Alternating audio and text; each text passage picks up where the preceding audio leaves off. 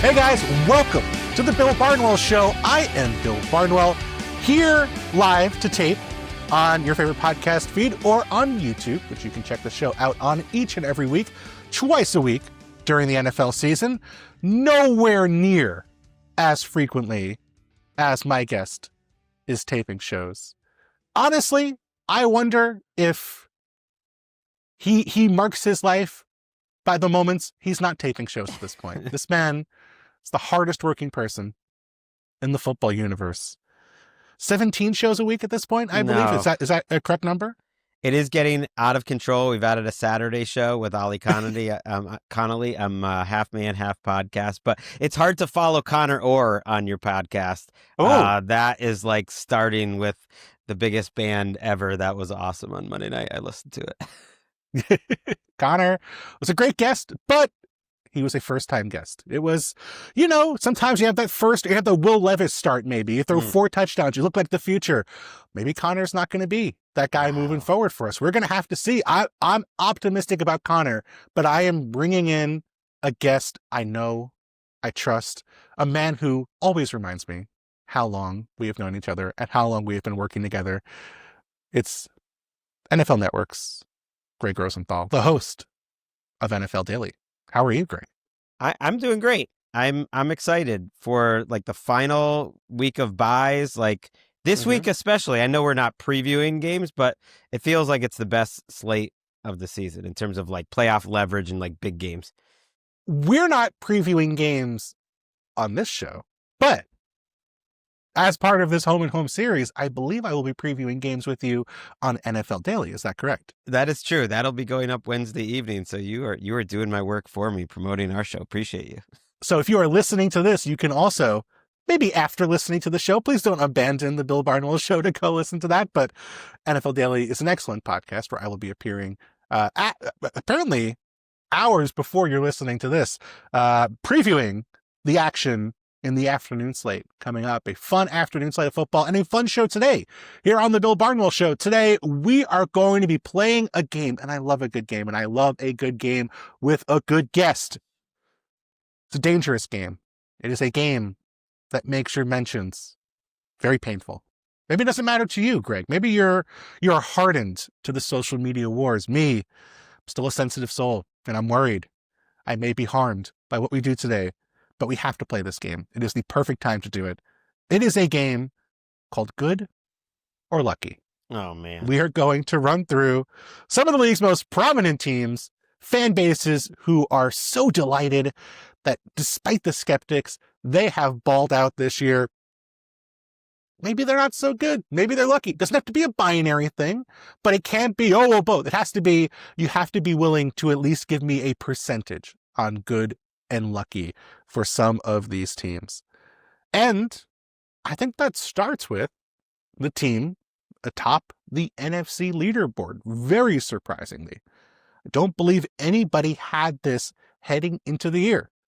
The Chicago Bears are the 1 seed in the NFC. And so, Gregg, I have to start there. We can take this in any direction you want. Are the Bears good or are the Bears lucky? This is unfair to make it binary, but you give me the percentage. No. It's obviously both for every team, a little bit. Right. But is it 55-45? Is it 95-5? That is the question I'm asking you. We can start with the binary question and then get to maybe a more nuanced answer by the end. So far, in terms of their record, I think it's been more lucky than good. Mm-hmm. What I see out of them is potentially a classic team who has been more lucky than good and get better as it goes. And then they end up starting to catch up to their record. We can talk about the reasons that they have been lucky, but I think when you have a running game since the bye week that has been as explosive, as consistent, as efficient, that passes the eye test, when you have a strength that strong and you can rank them with literally any running game in the entire NFL, then that part is good. So I'm trying to keep those Bears fans out of my mentions, at least to start, because they are quite sensitive and they have been insanely optimistic for 7 straight off seasons. And you know what? They were right this time. They finally got it. After years of deciding it was next year, it is in fact this year. You're totally correct. If there was a case for the Bears improving over the course of the year and having a thing to say, okay, sure, maybe some things that happened earlier in the year, those were fluky, but this is the real Bears. This is the thing we can be moving forward. It starts with the run game. And what sort of statement? Who's made a bigger statement about what they can do on the ground than what the Bears did against the Eagles last week? That was like, if you're going to announce yourself as a real team, that's what you would do. If the Bears had not had that kind of game, we would have been able to say, hey, listen, they have not done it against a really good run defense or a good run defense or, a team that we think of as a contender throughout the entire contest. And they did. They did it on a national stage. They did it over and over again. It wasn't just a big play or two. It was consistently over and over and over again running for first downs. And I believe in that. I mean, they spent a ton of money or a ton of resources on their offensive line this offseason. They have a coach in Ben Johnson who clearly has had success developing the run game elsewhere. Like, I have no reason to think this run game is a fluke. I do think they can be, if not necessarily how good as they were against the Eagles, do believe they can be a top 6, top 8 rushing offense moving forward. And that's going to play in the postseason. Yeah, I think it can be. I don't see why it can't be higher than that, because if you look at their explosive play rate, their success rate, it is higher. Now, the schedule is where you start looking into the resume, but this isn't college football. And True. I did feel like they were getting a little lucky. They've learned how to be better on their details late in close games. But when you think about that Bengals game, the Giants game, and the Vikings game in a row, all those close wins and how those fourth quarters played out, like, there's a little bit of luck involved. But then we reach the portion of the season where everyone who's been doubting the Bears, including myself, wondering how long this is going to last. Maybe they're more of like an 8 or 9 win type of team, not a bad team. But okay, let's step up a little in class against Pittsburgh. It's a close game, but they passed it. Let's step up more in class against Philadelphia. They play, I think, their most complete game of the year. And for them, that was a blowout win. And now this week, they step up even further in class. And so that'll be fascinating to see. The reality, though, is, if you look at, FTN, DVOA, in terms of the schedule that they've played the second easiest schedule in the NFL this season to the New England Patriots. Oh, we'll get to the easiest schedule in football, Greg. I have some stuff for you on easy schedules, and both those things matter, right? It's not just who you're beating or what you're doing in terms of winning close games, but who you're beating in close games. And Bengals, Giants, Vikings, not exactly the stiffest competition. Earlier this year, they beat the Raiders on a blocked field goal when they were up by 1 point. They beat the Commanders when Jaden Daniels fumbled a handoff, I believe, as they were about to probably convert a 3rd and 1 that would have sealed up the game. Instead, they come back and Bears kick a field goal to win the game. They have a +6 point differential for the entire season. I don't know how many teams in NFL history have had a better turnover differential than point differential. But we're about to see it with the Chicago Bears, because their turnover differential is the best in football by a considerable margin. And if I'm going to make the case for a thing I do not believe in, that I believe is almost entirely luck or variance or randomness, or Bears defense, I do not believe at all in this Bears defense. They are 29th in the NFL in points allowed per possession that don't end in either a fumble or an interception. So basically, when they don't get a turnover, they are one of the worst defenses in football. They are entirely driven by their turnover frequency, which, there's some skill to it. There's also some randomness to it. They have a 20% turnover rate. So they're turning 20% of opposing drives into takeaways. Not just the best in football, but the second best over the last decade, behind the 2019 Steelers, who were a much better defense in the spots where they were not turning the football over. A defense like the Broncos, for example. The Broncos force a good amount of takeaways, but when they don't end drives in fumbles or interceptions, they are still one of the best defenses in football. And this is, by the way, compared to all other defenses when they don't force fumbles and interceptions. So basically, what do you do when you don't force a turnover? The Bears are not. The Bears are a dismal defense when they don't force turnovers. And as we get to the postseason, when turnovers do go down, when offenses are a little better with the football, they're a little more careful, You have better quarterbacks typically playing. I just don't love that defense's chance of holding up, and I don't get a sense that they're playing significantly better football as the year goes on. Maybe getting some of their pieces back in the secondary will be the difference for them. Maybe they'll be a better defense for those reasons. But I just don't see even an average defense on that side of the ball for Chicago. I don't either, but they will be better because Jalen Johnson and Kyler Gordon are back. And they didn't even play particularly well. They didn't have to do much in that Eagles game, but those are two of the highest paid players on the team for a reason.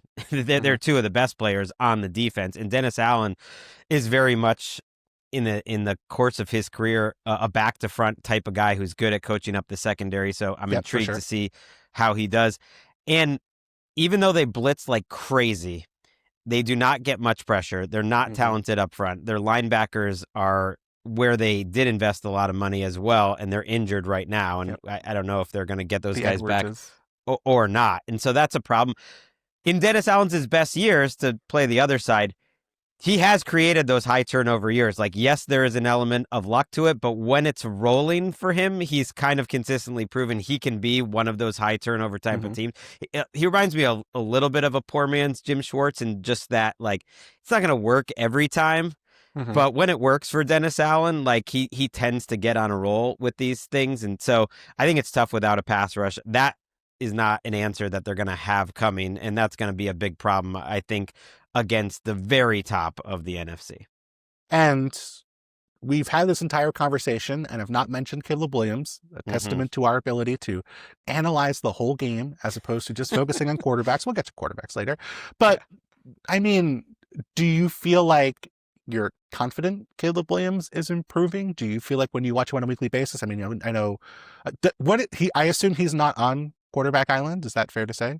He is not, and did not get serious consideration. That's where we basically picked now we're down to the 10 quarterbacks defining the season. But even before, when it was 12, he was not particularly close. No.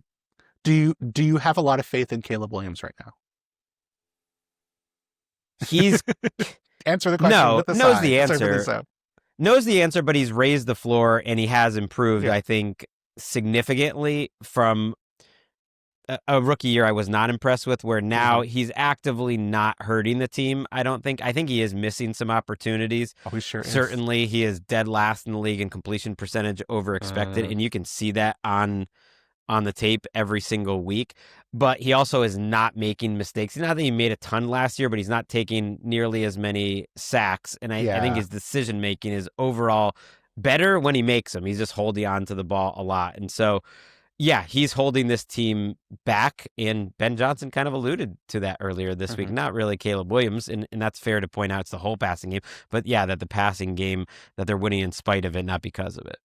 Yeah, sack rate down from 10.8% to 4.8%. Fewer of those sort of mega sacks and fewer of those plays where even when he's not getting sacked, he's not running for his life and making a bad decision in terms of throwing the interception or throwing the ball into a dangerous spot. I mean, playing more within the structure of the offense, which is the thing he needed to do this season. That's a positive, but there's a lot of meat left on the bone in terms of him turning stuff down here and there, or maybe not, taking the shot when he's supposed to take the shot, in terms of his off-target rate, missing receivers. That's all still playing. Doesn't mean he can't improve, doesn't mean that he's not going to make plays, but I don't feel like there's going to be a lot of games in the postseason where the Bears are going to have a quarterback advantage, and there's a lot more that goes into games than quarterbacks, but it's one of those things where they're going to have to lean completely into the rushing attack to be the focal point of this offense, and have Caleb be the changeup off of that. He's making more wow plays though overall. The wow play to big mistake ratio is definitely gone in his favor, and I am impressed when I see that. I just this is a larger question of every team we're going to talk about today. It's like, you can get into the numbers, and you can get into what we see. And I do think there's a chance this team is just getting better and that they won't be as lucky. But also, there is something to the undefinable when it comes to football.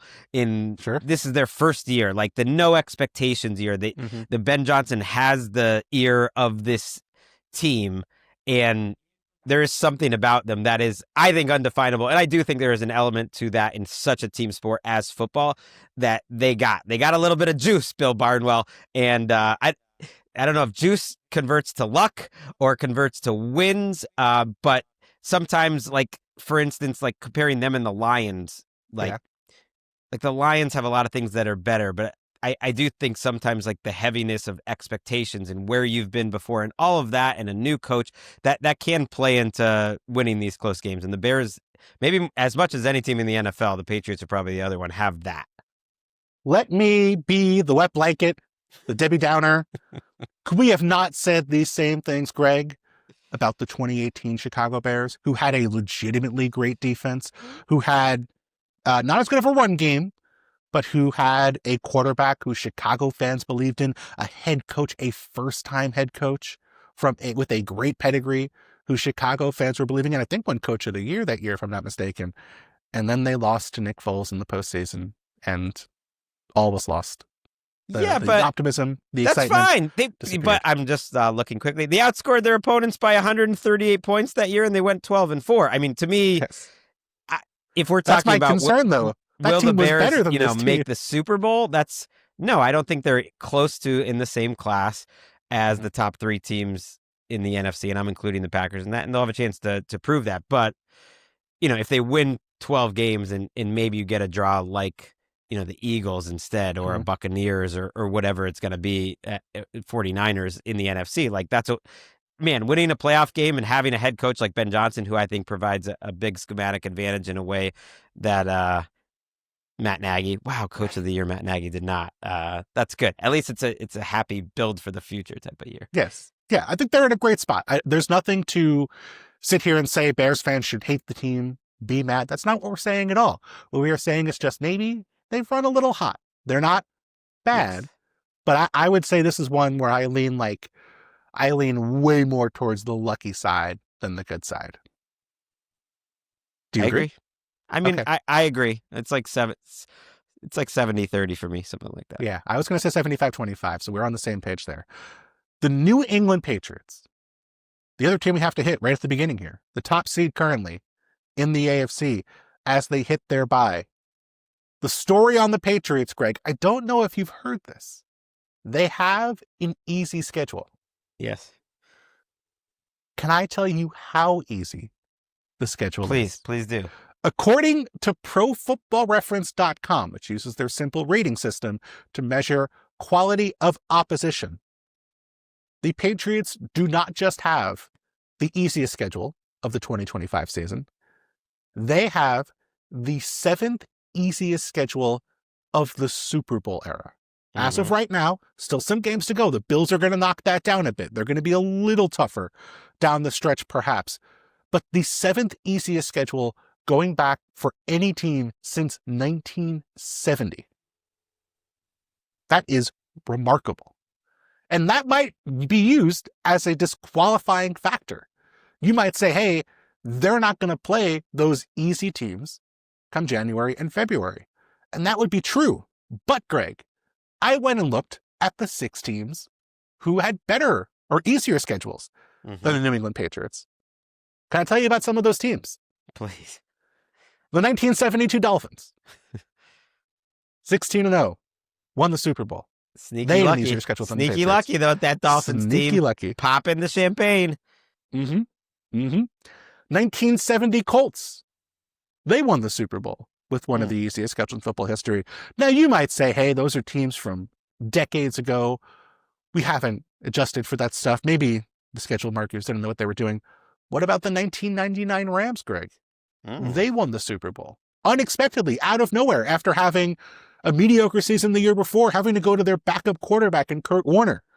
They won the Super Bowl with one of the 6 easiest schedules of the Super Bowl era. And so I wonder, are we overstating the impact of an easy schedule on our evaluations of the Patriots as they go to play tougher teams in the weeks to come?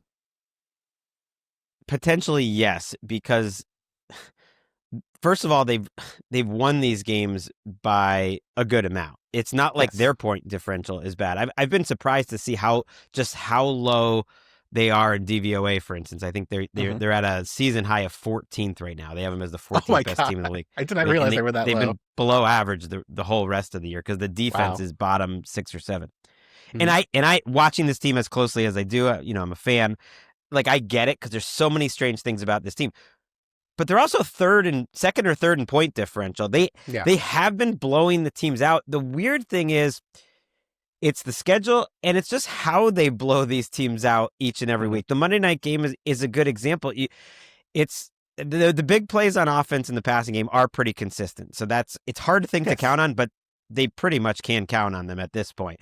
But there's always these like special teams plays or fluky plays or mistakes by the other team.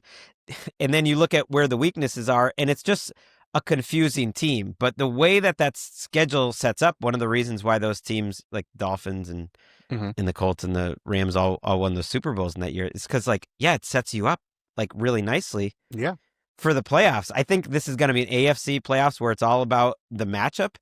But, there's a good chance that the Patriots, have as good a road as possible and doing it at home. And can you win a couple more of those like weird formula type of games against very flawed teams in a weak conference? Yeah, like I think that's possible.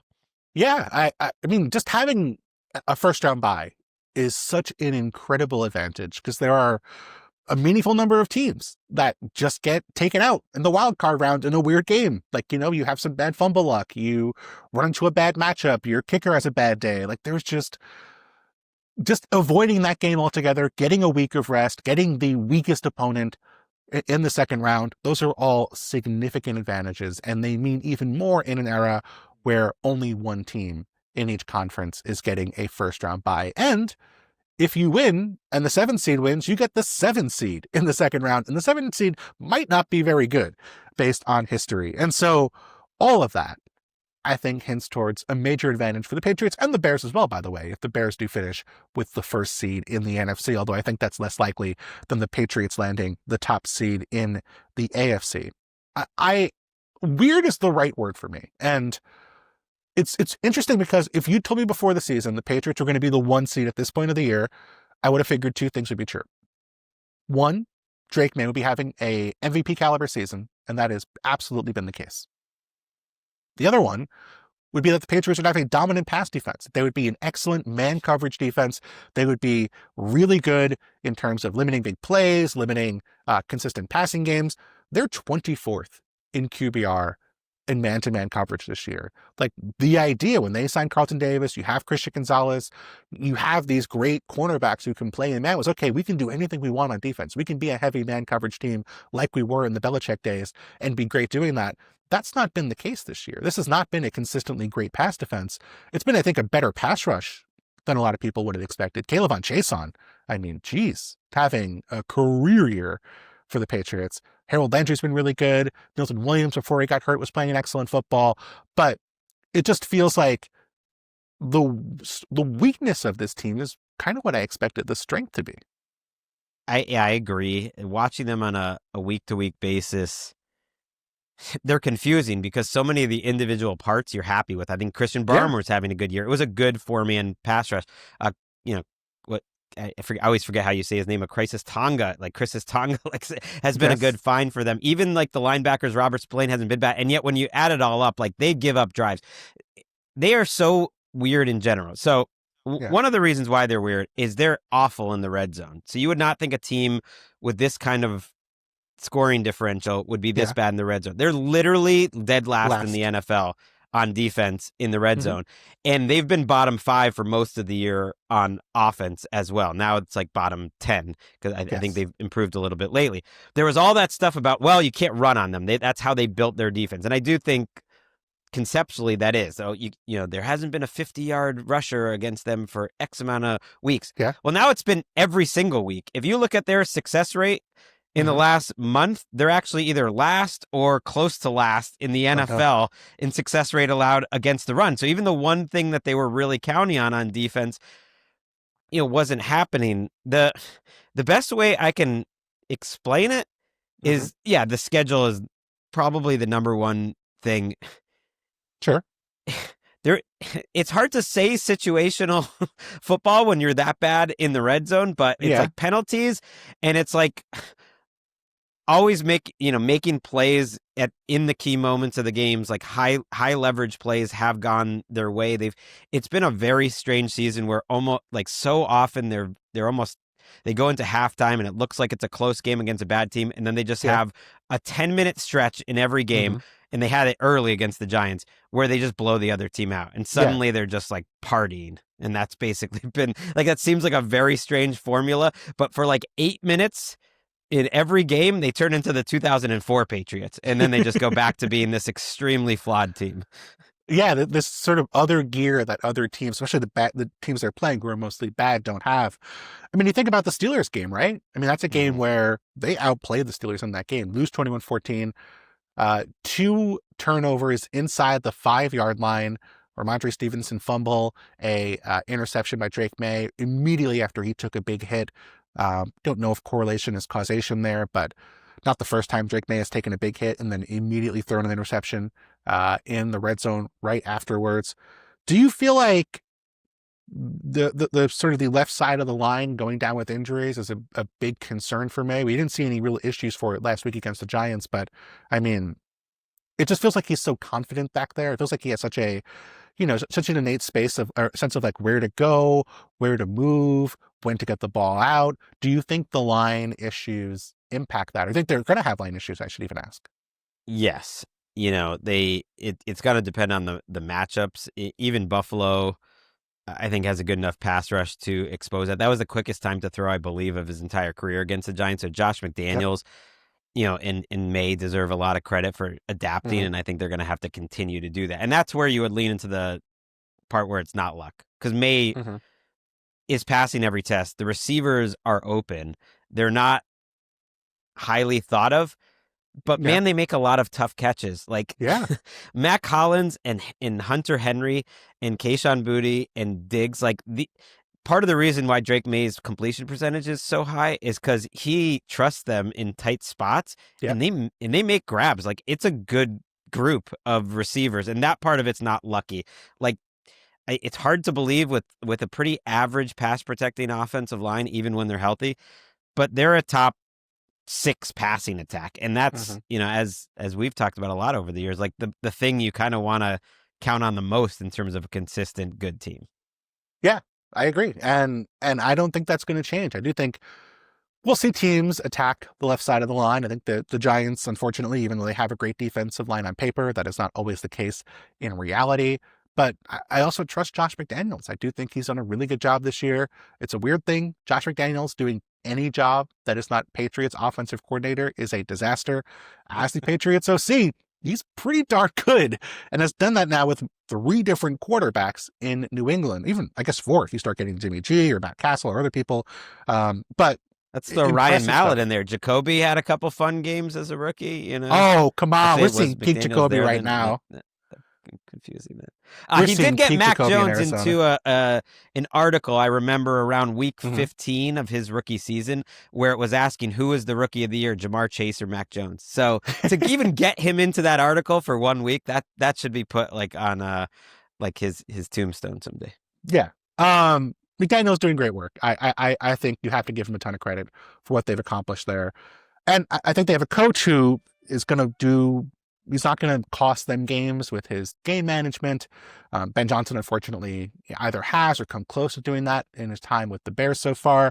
Mike Vrabel's been excellent in terms of that, or very good. Maybe not top tier anymore, because I think the coaching game management has improved a bit between Vrabel's sort of peak at Tennessee and where teams are now. But I think he's very good at this stuff. He's not going to miss a spot. And I lean more towards good here. It's still some luck, no question. The schedule is a reality, but this is more like a 65, 70% good, maybe 30% luck for me. Yeah, and it's sort of what we are defining as good. All these teams that we're talking about are ultimately beating expectations. Yes. But yeah, I would go around that. I would have maybe felt differently. I don't want to be a prisoner of the moment. Yeah. Like after that Bengals game, but for the most part, I think they've shown a real baseline where their floor is awfully high, which is a good place to be when they don't seem like they're playing their best. But there's enough problems. Short yardage offense is another one that, yeah, I'm going 60-40 good. Yeah. Next team up is the Denver Broncos. And this is a tougher one, right? Because there are elements of this team that feel great with very little luck, and there are elements of this team that feel extremely lucky with maybe not as much merit behind it. And so you sort of have to split this up and sort of treat it as like, is the defense almost entirely good? Is the offense entirely lucky? Where do you land on the Denver Broncos as they challenge for the top seed in the AFC? I think of the three teams we've talked about, the crazy thing is, even though there are certain numbers you can pull out to point out how weird and lucky they are, they're the most obviously good one to me. Really? And they're seventh in DVOA, for instance, and that feels about right. The defense is the best unit, I think, maybe of any of the ones we've talked about so far. But the main thing is, we'll get into the luck factor in Bo Nix and in some of it. But the offensive line, defensive line combo, if you're just ranking all the teams in the NFL, and that's the foundation of football, like, they are going to challenge for the top spot in those rankings. So that's good. Yeah. The coach, you can pick some nits this season with Sean Payton, I think, in terms of his offense and everything. He's pretty good. Like, the defensive coach, the continuity on that side of the ball, it's pretty good. So they've gotten some luck along the way, but they still feel like an 8-4, 9-3 type of team to me that's maybe, gotten into luck for a couple wins. Yeah. I mean, a couple things that come to mind for me in their favor. We can talk about some of the luck factors that come into play. But number one, not crazy to think they could be 12-0 right now. That Colts game comes down to a leverage call on a missed field goal. Chargers won 23-20. They were in position to maybe tie the game, take the lead. Bo Nix throws an interception. Maybe that's not luck. Maybe that's more a skill thing, but you get the idea. It was not a blowout win by the Chargers by any means. Not crazy to think the Broncos could be 12-0 right now. And I would not treat them as a true 12-0. I don't know if there's any true 12-0 team. Like, every 12-0 team is lucky one way or another. But, like, that's not out of the realm of possibility. They could be the best team in football right now with a little bit of luck going their way. The thing that really impressed me about the Denver Broncos was not just that they've been great on defense, but they lost Pat Surtain for a month. And they were every bit as good as they were with Pat Surtain in the lineup. They look like they did not skip a beat. They did really good against the Cowboys. The Texans, I think the Cowboys was the first game Surtain missed, if I'm not mistaken. Please correct me if I'm wrong, but Texans, Raiders, Chiefs. I mean, Chiefs game felt like the one where, okay, you're playing the Chiefs on a bye. They've had 2 weeks to see what you do without Surtain. They know where Riley Moss is. It's easy to find him. He's number 21. They're going to just attack the weak spots in this Broncos defense, and they weren't able to do it consistently. It's been really impressive to see them play without Surtain, and now getting him back for this stretch, as they did in the Commanders game, just feels like it's going to be such a welcome return. It just feels like they're so hard to beat. They are, and yet, those 4 games, they won by a combined 10 points. And you got the tip at the end of the Commanders game. You had the horror show that was that Raiders Thursday night game. Oh, come on. Horror show. You had the Lions, the London game rather, against the Jets, where it was just like, if they could have gotten 1 first down at the end of that game, like, the Jets are kicking for a game winner. So there has been good fortune. And here's where they're weird. There was a True Media stat going around. This was from The Athletic, that they've trailed in every game this season. Oh, wow. And no other team, and there's been 94 other teams that have trailed in every game for the first 12 games of the season. None of those other 94 were any better than 7-5. Which makes sense. Like, how many those are mostly bad teams that would be trailing in every game. And it's a little bit of a weird stat, because a 7-3 or 3-0, deficit in the first quarter is Mm-hmm. equal to any others. But all these games you mentioned, they could be 12-0. Like they could easily be 6-6 too. And they know that. I think I do think, as I started with, though, it's the foundation of this team Mm-hmm. shows why they've been so consistent. And to me, they have been a pretty consistent team every week. You kind of know what you're getting, good Mm-hmm. and bad, and it's gonna come down to the fourth quarter. But they have a lot of really good players that can ultimately win it for them in the fourth quarter. Let me level with you, Greg, and let me see if you can justify this. They have a lot of good players. I agree with you. They have a great offensive mind as their head coach.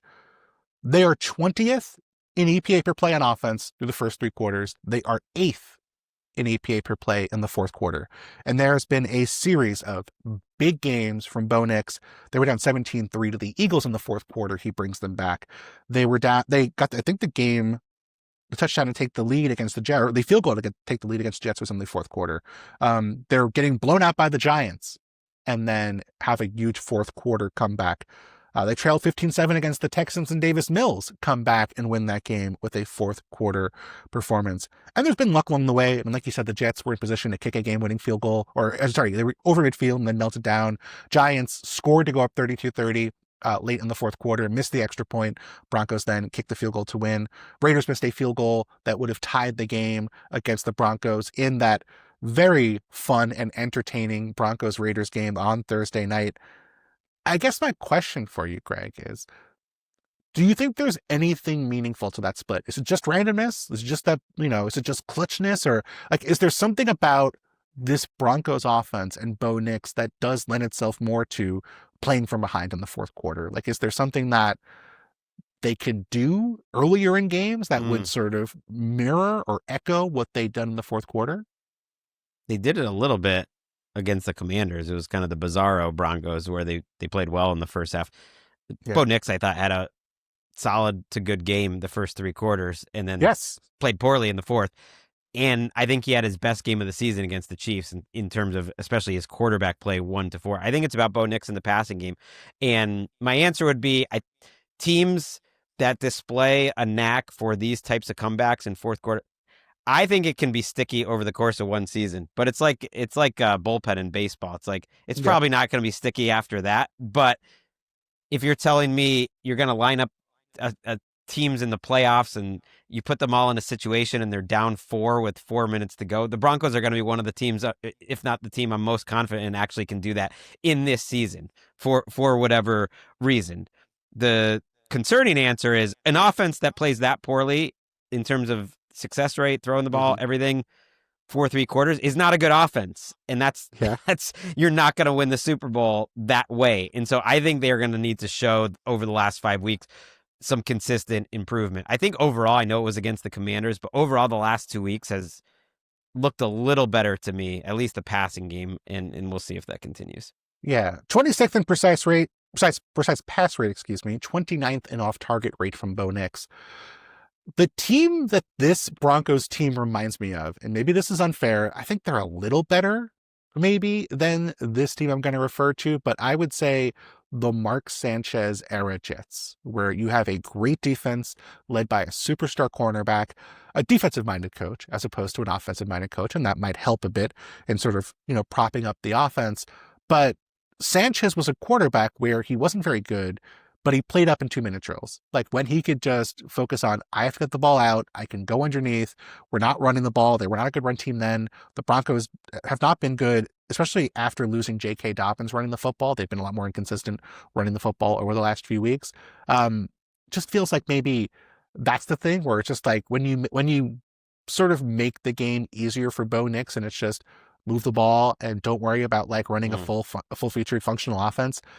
Like that can help some mediocre or average quarterbacks. And I think that might be something they might lean into. A little more tempo, maybe. We saw that, I believe, in the Chiefs game, if I'm not mistaken. But, try to sort of limit the looks he's getting, try to play a little bit faster, trust that your defense can hold up if you do play faster, and then sort of just let him play without thinking a little bit more. Thank you for setting me up to compliment Bo Nix compared to you, so that all the believers can get in your mentions, because he's better than Mark Sanchez. He is. That's Mark Sanchez not damning with faint praise. That's just injured. damning. He is better than Mark Sanchez. But I like Mark Sanchez is 39 years old and injured, Greg. Of course he's better than Mark Sanchez. He's better than early career Mark Sanchez.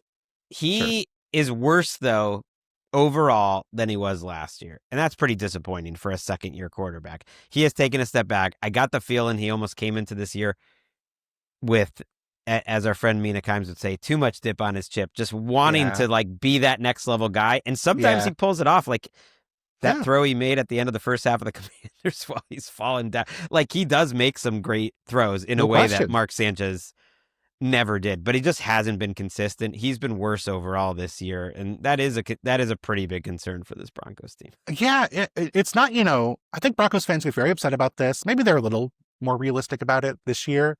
It's not like he's not an athletic quarterback. It's not like he doesn't make plays. It's not like he doesn't have a good arm. Like that seam route against Tampa 2 last year. I forget who they were playing. It was on, I think when it was the Browns, I think it was a Monday Night Football game. I think it was against Jameis on Monday Night Football. One of the best throws of the year, like a laser in the right spot, exactly where it needed to be. Perfect yak opportunity. Like, he's capable of that. He has some really impressive throws when he gets his feet under him, but you can tell that Sean Payton does not trust him to be a drop back quarterback. And so much of the offense is boot. It's nakeds, it's screens, it's getting the ball out fast, it's limiting half the field. And that's nothing wrong with that. But it's also a reflection of just where Bo Nix is. And I think the hope for me was, okay, year 2, they're not going to have those training wheels on. Like, he can be more of a full-featured drop-back passer. It's ironically what Josh McDaniels did a lot with Mac Jones in year 1. There was less mobility because Mac Jones isn't as mobile of a quarterback as Bo Nix, but it was a lot of, okay, any scary passing situation, screen, draw, boot, like just whatever we can do to not have him be in a spot where he's going to make a mistake. And then year 2, when they took those training wheels off from Mac Jones, it was a disaster. They don't need necessarily Bo Nix to be that guy to win games, but I'll be intrigued to see. Certainly it feels like this is a team where it feels like we lean more towards good than lucky. I agree. And I thought it was telling that Chris Collinsworth kind of echoed the point that you made on that broadcast, because he talks, first of all, he's watching everything and he's talking to Sean Payton. He's talking to everyone. And he's saying, I think Sean Payton needs to trust Bo Nix a little more for this team to be as good as, they need to be, which makes me think like he fully believes that Sean Payton does not trust Bo Nix. Yes. And the play calling would indicate that. It is interesting. Like, just do an exercise. If you put Drake May on the Broncos, they're the AFC favorites. Easy. Oh, no question. If you put a lot of quarterbacks on the Broncos, I think they're the AFC favorites. And it's such a fascinating year because the opportunity is so open. Because I think what you said there, listeners shouldn't miss it.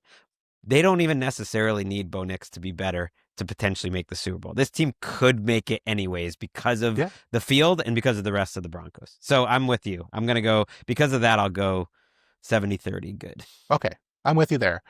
Who is the worst quarterback the Broncos could win the AFC with?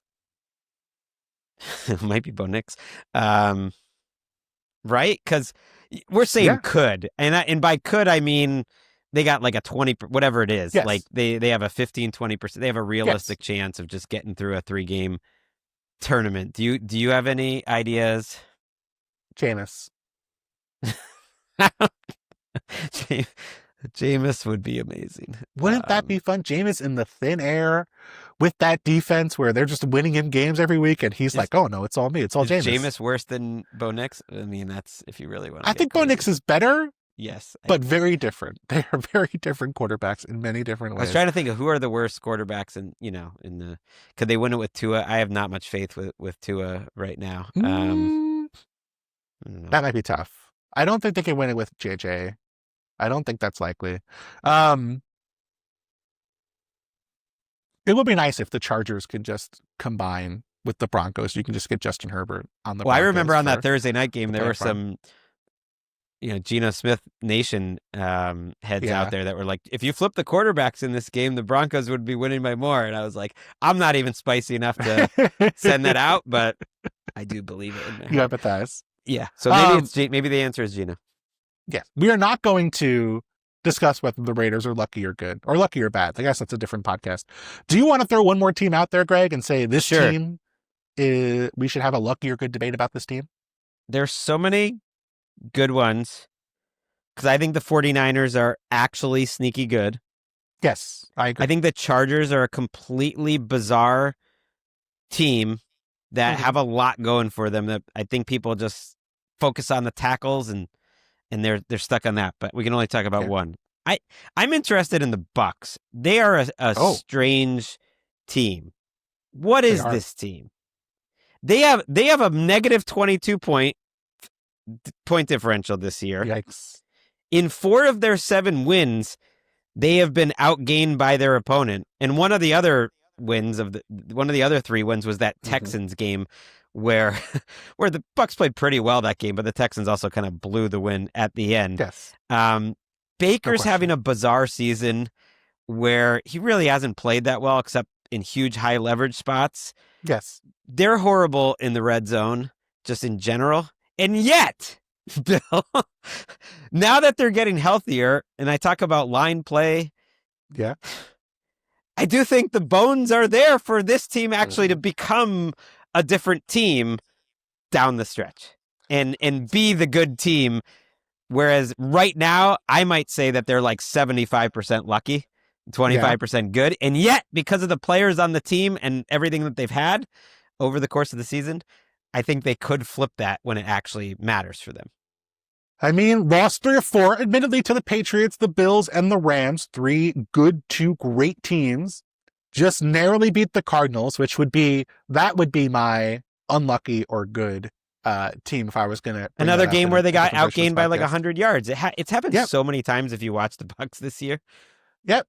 And I mean, the good news, I think, for the Bucs, to your point, is they don't got to be great to beat the rest of their schedule. It's Saints, Falcons, at Panthers, at Dolphins, hosting the Panthers in Week 18. And for a lot of these teams, it is tough to make a case for me of, we're going to get significantly better. I mean, the Bears defense, you could probably make the case for the secondary. I don't think that's going to turn them into a top 10 defense, but it could maybe go from 28th to league average. I could buy that sort of swing. With a team like the Broncos, I don't really see the offense getting significantly better. I kind of think what you've seen so far is what you get. They're not adding pieces unless, Pat Bryant suddenly develops into a Michael Thomas or whatever. It's not going to happen. For the Bucs, you can kind of make that case. They are getting guys back. Guys are getting healthier. Chris Godwin just had his best game of the season last week. Bucky Irving came back. Mike Evans is in practice. They've gotten Hassan Reddick back, who I thought was playing really well before he got hurt. It does feel like you can make a case that they're getting starting Pro Bowl caliber players on both sides of the football back down the stretch. And that would be a reason to believe that they are maybe going to be better than their underlying performance so far this season. But the problem I have with that, Greg, is when they were off to a hot start, when they were 5-1, they were winning a lot of close games against some, they beat the Falcons by 3 when Younghoe Koo melted down. They beat the Jets 29-27. They beat the Seahawks, which is a great win in Seattle in a shootout 38-35, but that was a first quarterback to blink game, and Sam Darnold was the quarterback who blinked. I don't know that I've ever really felt the Bucs as a strong team this year, and I had higher expectations than what I've seen so far. I totally agree. And that's just sort of why I wanted to bring them up, because I thought this was going to be the season that they kind of took that step. But the NFL's funny in that what really matters for a team like this, who's won divisions before and has been to the playoffs before, is everything that happens here. And because of the schedule, because of the health, Jalen McMillan's another guy who's coming back. Kalijah Kancey maybe is going to come back eventually. It'd be great if he could.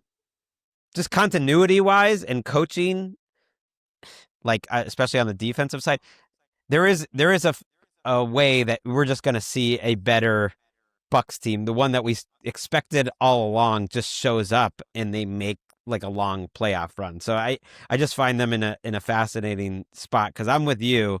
Watching them all year, even when they were healthy, I've been left wanting more, especially from Baker. Here's the tough part. I'm going to leave Baker aside for now and just focus on, okay, what do I think this team did really well over the past couple of years? And it was not the last couple of years, but last year, their run game improved significantly. Was really, I think, the focal point of their offense in a lot of ways, especially given that they had so many injuries at receiver last year. And they were down to, Cade Otton as their number one wideout or number one receiver at one point last year. And then think about Todd Bowles' teams, what they want to do perpetually is blitz you. They build a roster around athletic defensive linemen who can drop into coverage. They can win one-on-ones. Deep secondary, they have a ton of pieces there. They want guys who can tackle, guys who can blitz, guys who can hold up man coverage. They invest a lot in those two levels of the defense. Nothing wrong with that, and that's led them to a Super Bowl before. Problem, they're not good at either of those things right now. They are 23rd in the NFL in EPA per play on designed runs, and they are 26th in the NFL in yards per dropback when they blitz. And that is my concern with this team is I think those things have to be good for the Bucs to be good, because that is what they're going to do. They're not going to stop running the ball. I don't think they can rely on Baker to be a 40-45 pass attempt guy. I don't think that's in the cards for them on offense. And Todd Bowles is not going to stop blitzing. He might not blitz for a week as a changeup, but he's going to keep sending dudes. So do you have a reason to believe those things are going to get better moving forward?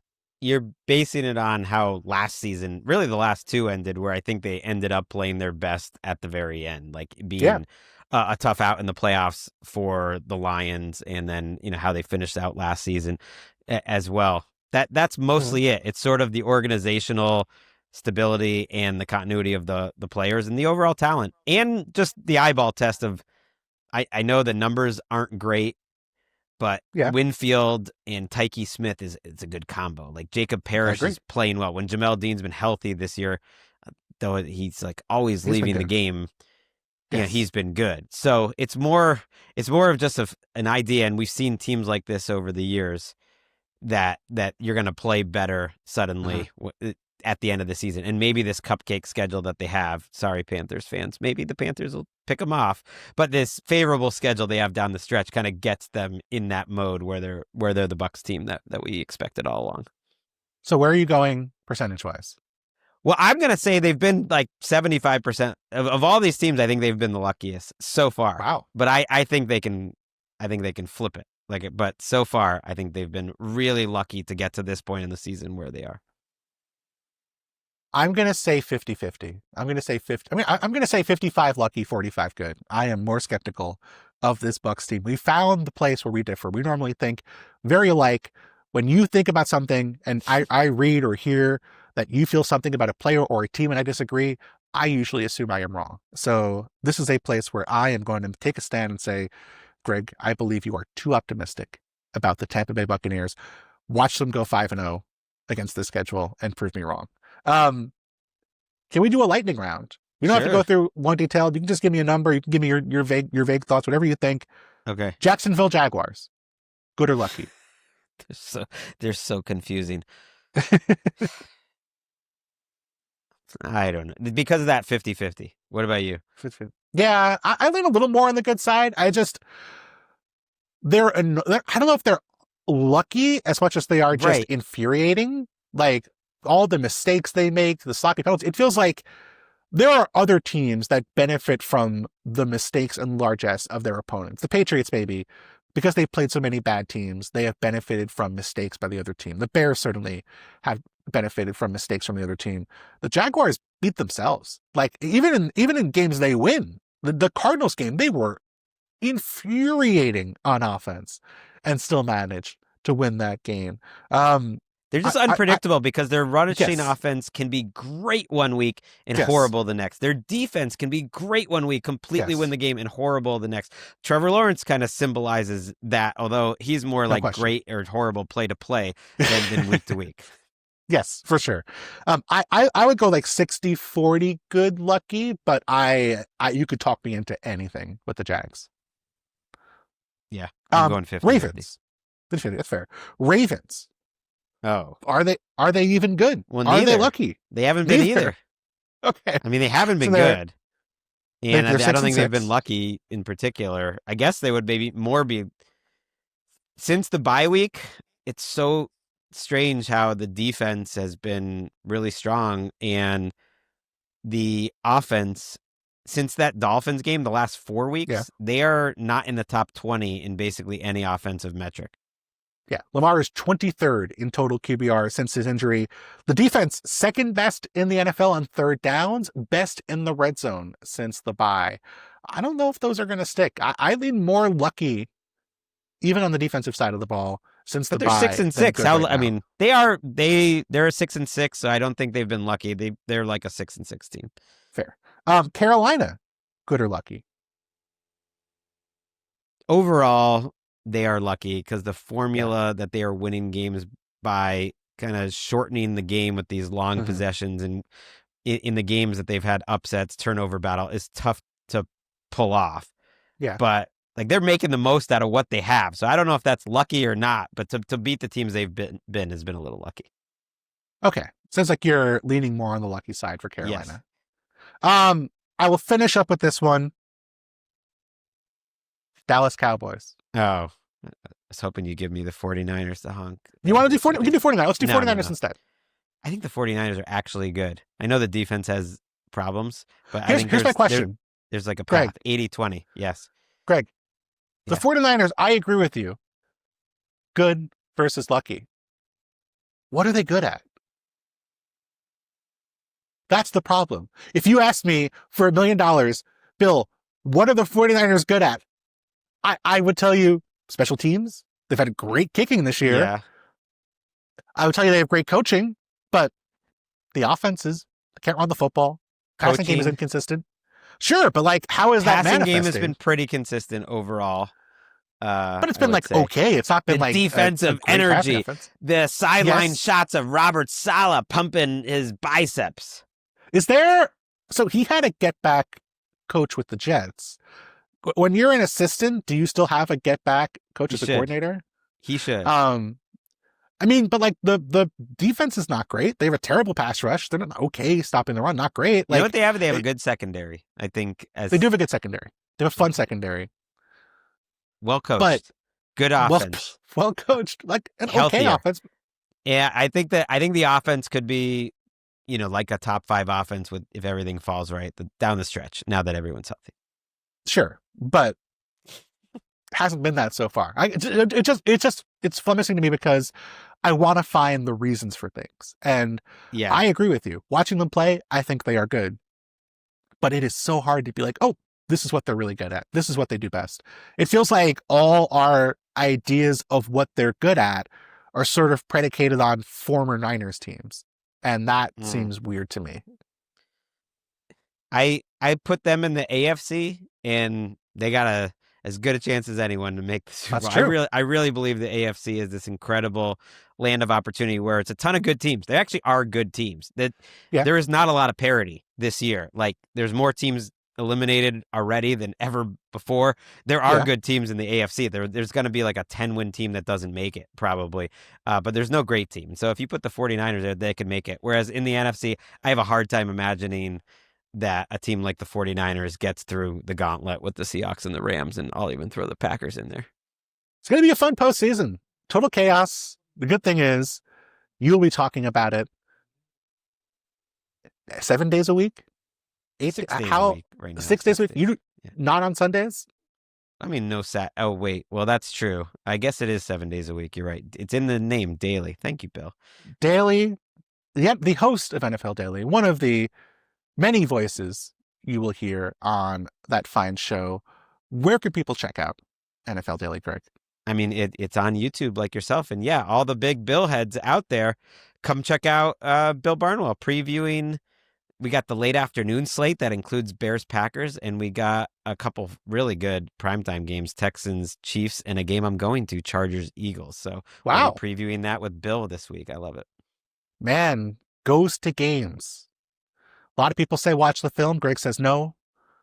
I will watch in person. The only way to really tell if a team is good or not. It's literally the first game I've gone to since the Dublin and London games. But I'm excited for it. First game since you traveled across an ocean to go broadcast a doubleheader earlier this year. Let's do it. Gregg Rosenthal, you're the best. Thank you so much for coming on the show today. See you, Bill.